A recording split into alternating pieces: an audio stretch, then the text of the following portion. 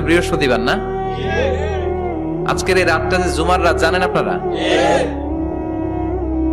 আমরা বাংলাদেশে মনে করি জুমার দিন শেষে যে রাতটা, ওইটা মনে হয় জুমার রাত। আসলে ওইটা শনিবারের রাত।